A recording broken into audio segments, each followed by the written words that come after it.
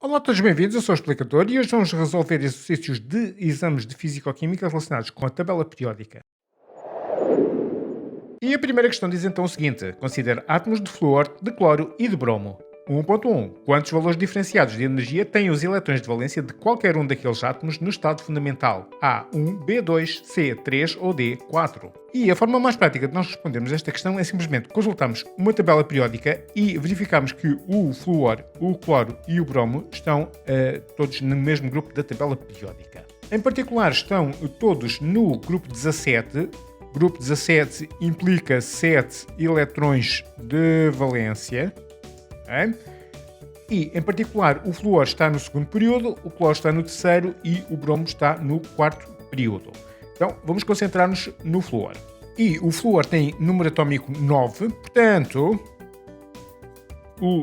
a configuração eletrónica do flúor vai ser 1s2. Eu já não tenho mais elétrons para colocar na primeira camada, vou passar para a segunda, vou começar pela camada 2s, em que posso colocar também 2 elétrons no máximo, portanto já tenho 4.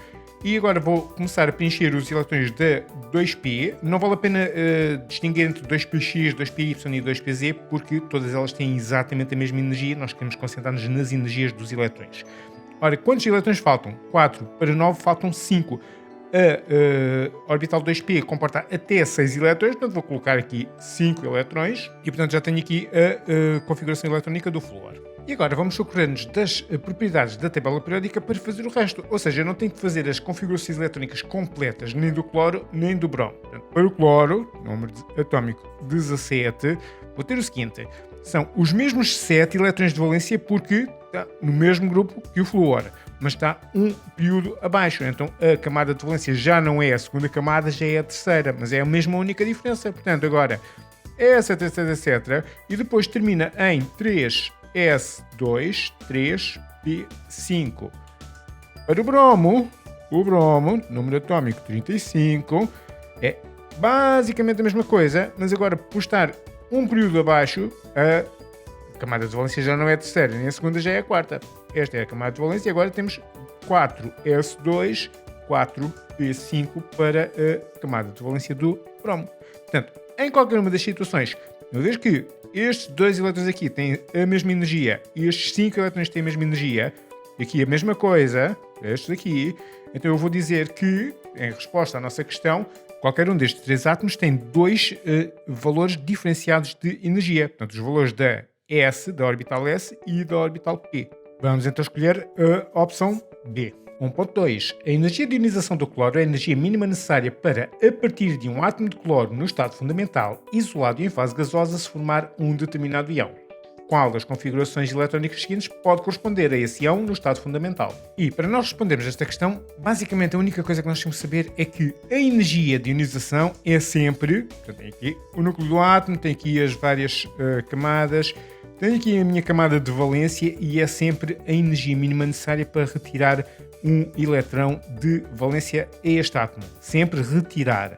Embora, naturalmente, a tendência do cloro é retirar um eletrão a outros átomos. Mas aqui, a definição de energia de ionização é sempre energia para retirar, ok? E, portanto, o eletrão que estiver, ou um dos eletrões que estiver mais fracamente ligados ao núcleo, é que vai sair. No caso do cloro, dentro destas duas orbitais com energias distintas, a orbital 3p tem uma energia ligeiramente inferior à 3s. Portanto, o eletrão que sair aqui do cloro vai ser da 3p e não da 3s. Portanto, automaticamente a opção D já está colocada fora de questão, porque ali na opção D nós temos 3s e 1, ou seja, implica que um destes eletrões aqui da 3s é que foi removido. Portanto, isso não acontece. Agora, ficamos com, portanto, vamos retirar um eletrão A3p e ficamos com E7, que é aquela configuração, é aquilo que diz lá Ne, ou seja, é tudo que já existe no átomo de neon e depois a seguir vem a 3s2, que se mantém exatamente como está, e depois 3p4. Agora, como é que os elétrons vão, estes 4 elétrons das orbitais 3p se vão distribuir pelas várias orbitais? 3p X, 3py e 3pz. Mas antes disso, só aqui uma coisa. Se nós olharmos com atenção para as nossas opções, nós vamos olhar aqui para a opção D e vamos constatar que não temos exatamente aquilo que nós estamos aqui a dizer. Temos 6 eletrões na 3p, ou seja, a hipótese B automaticamente já está fora de questão.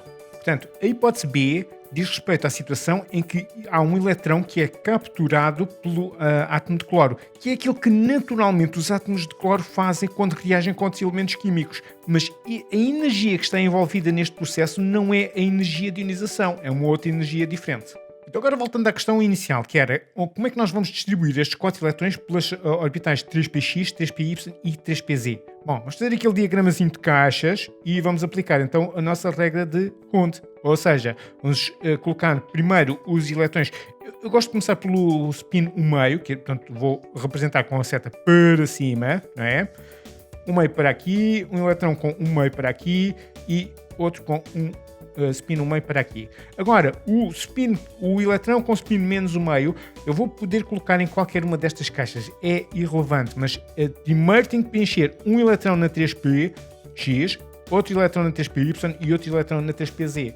O que é que nas nossas opções contradiz isto que nós estamos aqui a fazer? É a hipótese A, em que se coloca 2 eletrões na 3px e 2 eletrões na 3py e nenhum eletrão na 3pz. O que é que isto vai acontecer? Se eu colocar aqui 2 eletrões e aqui 2 eletrões, estes 2 eletrões vão se repelir, portanto vai aumentar a repulsão eletrónica, aumentando dessa forma a energia potencial dentro do átomo e, portanto, a sua energia total. E dessa forma, para respondermos a 1.2, vamos escolher a opção C como correta. Próxima questão. A energia de ionização do lítio é 519 kJ por mol.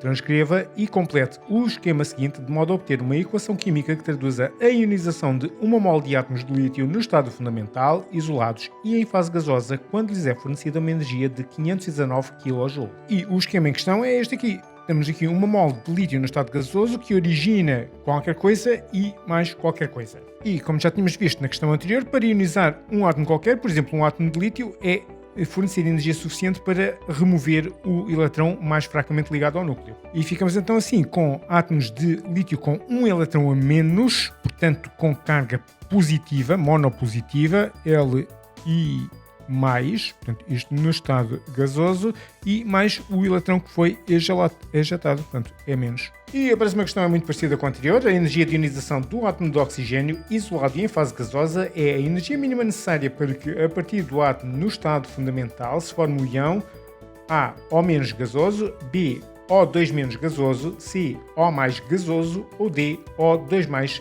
gasoso. E a hipótese correta é a hipótese C, portanto vai-se formar átomos de O mais gasoso, embora na prática estes átomos não são aqueles que tendencialmente o átomo de oxigênio vai formar. Se for possível, vai formar O2 menos no estado gasoso, e por isso é que esta questão é uma questão de rasteira. Portanto, isto é aquilo que normalmente o oxigênio vai formar, mas isto é aquilo que o oxigênio, nós vamos forçar o oxigênio a fazer para medir a sua energia de ionização. Próxima e última questão. O íon fluoreto, F- e o íon sódio, Na+, são partículas que no estado fundamental apresentam a mesma configuração eletrónica. Preveja justificando qual dessas partículas deverá apresentar maior raio. E agora vamos revisitar a nossa tabela periódica e vamos buscar os números atómicos do sódio, que é 11, e do flúor, que é 9. E temos aqui um diagrama do íon sódio, ou seja, era um átomo de sódio com 11 prótons que continua a ter e, entretanto, perdeu um eletrão e ficou apenas com 10. 2 na primeira camada e 8 na segunda.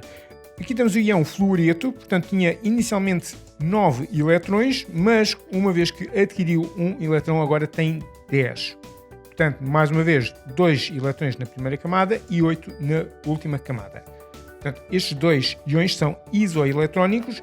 No entanto, aquilo que diferencia o íon sódio do íon fluoreto é o facto de este íon ter 11 prótons a puxar estes 10 eletrões para si e aqui só 9. E portanto, como estes eletrões vão ser em média puxados com maior intensidade do que este aqui, o que é que nós vamos dizer? Vamos afirmar que o raio do íon sódio é inferior ao raio do íon fluoreto pelo facto de o íon sódio ter maior carga nuclear. E portanto, por hoje é tudo. Ficamos então por aqui. Se tiver alguma dúvida ou alguma sugestão, podem deixar nos comentários, assim que puder eu respondo. E já agora, se quiserem ajudar os vossos colegas a encontrar mais facilmente o meu canal, subscrevam, deixem um like no vídeo. E se precisarem de explicações, lá em baixo na descrição tem um link para o meu site.